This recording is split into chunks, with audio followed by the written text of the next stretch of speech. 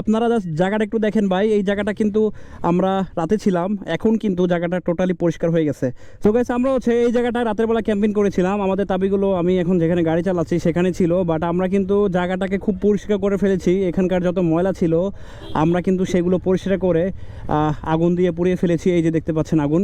So আমরা কিন্তু এখন হচ্ছে জায়গাটা পরিষ্কার করে আমরা চলে যাচ্ছি চট্টগ্রামের উদ্দেশ্যে আমাদের সকল ভাইবেদার নিয়ে।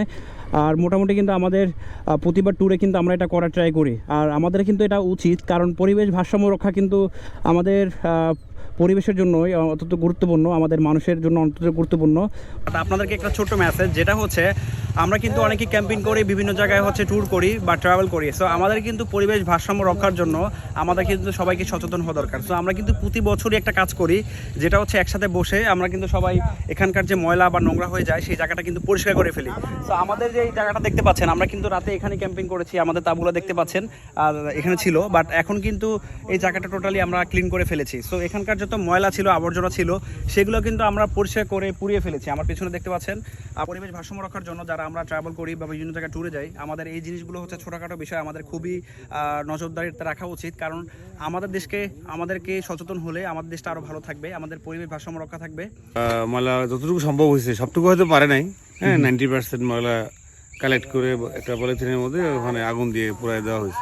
এখন গ্রাউন্ডটা দেখতে অনেক সুন্দর লাগতেছে। আর আমরা যদি এটা না করে যেতাম, এটা একদিকে পরিবেশের জন্য ক্ষতিকর হইতো, আর অন্যদিকে দেখতেও, কারণ অন্য যারা পর্যটক আসবে বিকেলবেলা ঘোরার জন্য, তাদের কাছেও একটু এটা বিরক্তিকর বিষয় হইতো। এটা সবারই করা উচিত, সচেতন মানুষ যতটুকু পারা যায় আর কি।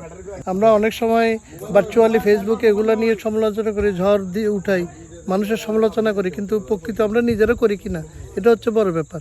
আমাদের এই দায়িত্বগুলা যেভাবে আমরা ভার্চুয়ালি সমালোচনা করি, প্র্যাকটিক্যালি আমাদের এটা মেনে চলা উচিত। আমাদের এই বিশেষ করে আমরা যদি এগুলো না করি, তাহলে দোষটা মূলত যারা আমরা বিভিন্ন জায়গায় বেড়াই বা ব্লগ করি তাদের উপরেই পড়বে।